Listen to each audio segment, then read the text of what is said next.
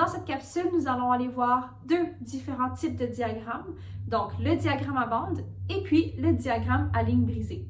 Mais madame, ça sert à quoi de faire des diagrammes? Les diagrammes, ça sert à représenter tous les résultats que nous avons recueillis.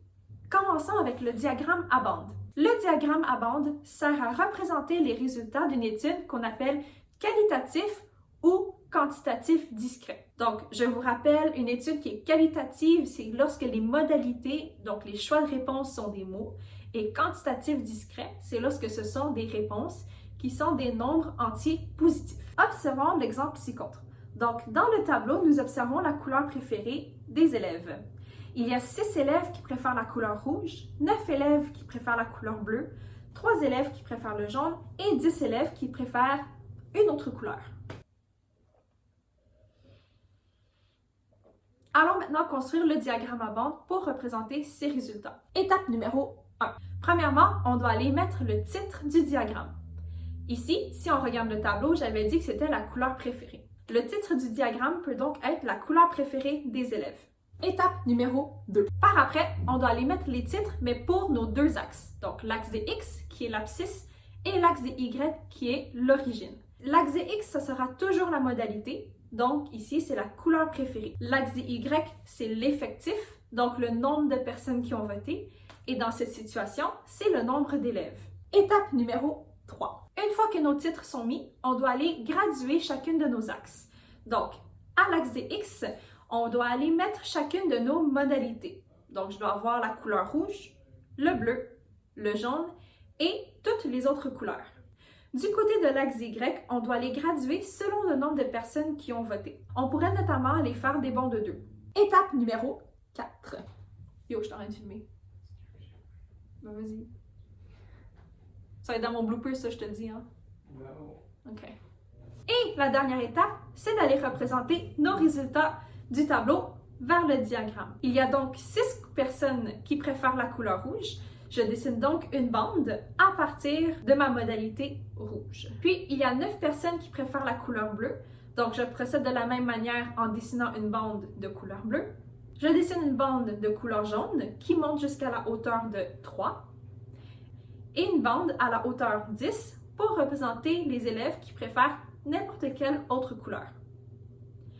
Afin de nous faciliter la lecture d'un diagramme à bande, vous pouvez aussi écrire au-dessus de chacune des bandes l'effectif, donc le nombre de votes, et comme ça va faciliter et vous assurer que vous n'avez pas fait d'erreur dans votre dessin.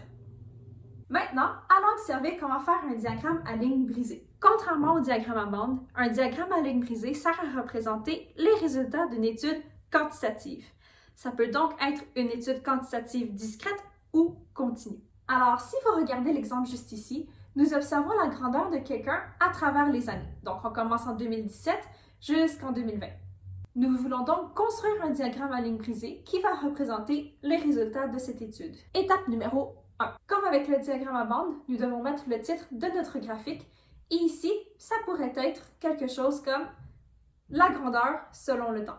Étape numéro 2. Comme avec un diagramme à bande, la deuxième étape, c'est de mettre les titres pour tes axes.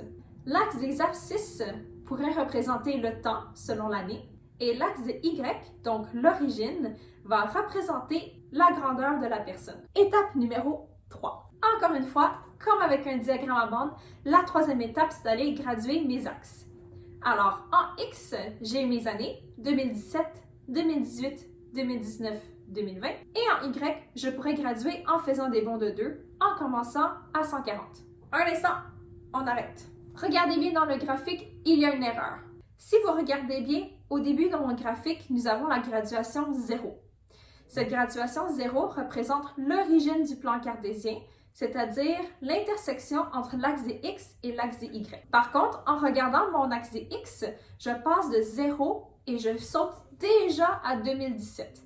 À partir de 2017, je continue en faisant des bonds de 1. Mais on ne peut pas faire ça. Le fait que je commence à 0 et puis je fasse un bond jusqu'à 2017 va causer une erreur dans mon graphique parce que après, je continue en faisant plus 1. 2018, 2019, 2020. Afin de contrer cette erreur, on va faire quelque chose qui s'appelle une coupure d'axe. Cette coupure d'axe sert à nous indiquer que je vais passer de 0 faire un bond dans le futur jusqu'en 2017 et puis continuer avec mes bonds de 1 unité. Regardez en Y, le même problème arrive. Je pars à 0 et je fais un bond jusqu'à 140 cm. Afin de contrer cette erreur, je fais une coupure d'axe et ceci va indiquer que je fais exprès de sauter de 0 à 140 et après je continue en faisant des bonds de 2. Étape numéro 4. La dernière étape, c'est d'aller transférer les résultats du tableau vers mon diagramme. Alors, vous allez chercher les coordonnées correspondantes dans votre diagramme et faire des points aux endroits appropriés. En 2017, la personne mesurait 144 cm. En 2018, elle mesurait 150 cm. En 2019, 154 cm. Et en 2020, 156 cm. Une fois que tous vos points ont été placés, il ne vous reste qu'à les relier ensemble et voilà, vous avez votre diagramme à ligne brisée.